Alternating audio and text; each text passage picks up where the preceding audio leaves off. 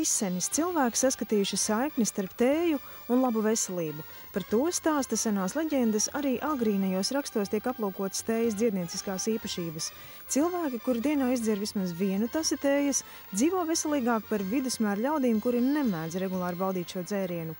Harvardas medicīnas institūta speciālisti izpētījuši, ka risks piedzīvot sirdslēkni tējas dzērājiem ir vismaz par 46% mazāks nekā nedzērājiem.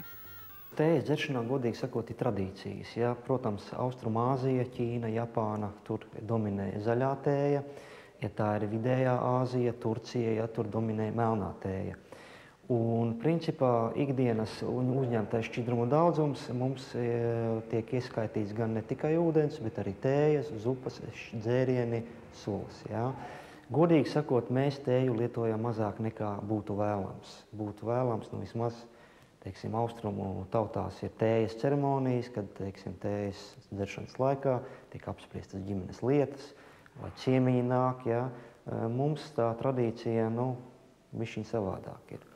Tēju izmanto jau 5000 gadus. Kā vēsta leģenda, kāda ķīnieša imperatora krūzē ar karstu ūdeni iekritusi tējas lapiņu, un rezultātā radās dzēriens ar patīkamu garšu un aromātu.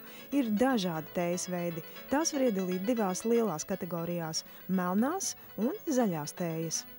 Zaļā tējā ir polifenoli un katehīni. Tās ir dabīgas antioksidantu vielas, kuras spēj samazināt oksidācijas procesus organismā. Tas nozīmē, ka samazina risku aterosklerozei. Šīs vielas ietekmē arī vielu maiņu, tātad pastiprina šo vielu maiņas darbību, līdz ar to stabilizē, teiksim, ķermeņa svaru. Šīs vielas arī palīdz samazināt jūtību pret cukuru, tātad ogļhidrātu toleranci. Ir literatūras dati, kad samazina risku arī vēža izraisītām slimībām, kas saistīts ar, teiksim, prostatas vēzi vai krūts vēzi. Ir pierādījumi, ka šī zaļā tēja iedarbojās un mazina arī kūņģaļotādes iekaisumus. Izrādās, ka zaļā tēja tiek iegūta no tā paša auga, no kura ražo melno tēju. Tomēr zaļās tējas gatavošanā tiek īstenoti nedaudz citādāk procesi. Atkarībā no zaļās tējas veida, tējas krūmu lapas var būt gan kaltētas, gan svaigas. Runājot par melno tēju, godīgi sakot, tā ir tā pati zaļā tēja, tikai fermentēta, nedaudz pārstrādāta. Un melnās tējas iedarbība ir bišķiņ savādāka. Tātad tur nav tik daudz antioksidantu, bet melnā tēja veicina, teiksim, uzlabo kognitīvos stāvokli. Tas nozīmē, ka tiem cilvēkiem, kuriem ir uzmanības deficīta sindroms, viņiem uzlabojās, teiksim, tā uzmanība un pozitīvi ietekmē cilvēkiem, kuriem ir hiperaktivitāte, ir bērniem ar hiperaktivitāti, ja? Un melnā tēja labvēlīgi ietekmē šo hiperaktivitāti, lai tie bērni paliktu uzmanīgāki. Un, protams, kad arī melnā tēja vairāk veicina smadzenēm koncentrēšanās spēju. Tetlī kompānijas nosaukums radies 19. gadsimtā, un tā ir maisiņu tehnoloģijas pamatlicēja.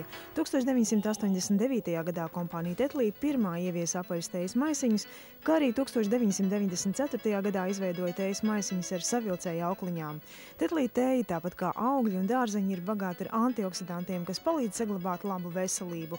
Šodien Tetlī ir kvalitātes sinonīms patērētājiem daudzās pasaules valstīs. Vēl joprojām pastāv populārs aizspriedums, ka tēja izraisa dehidratizāciju kofeīna satura dēļ, bet nesen veiktu pētījumu rezultāti apstiprina, ka mērens kofeīna daudzums, kas tiek uzņemts organismā, ja tiek izdzertas 6 krūzes tējas dienā, var patiesībā uzmundrināt gan fiziski, gan garīgi. Viss ir skaidrs. Tetlī ir garšīgs veids, kā nodrošināt nepieciešamo šķidrumu daudzumu visas dienas garumā.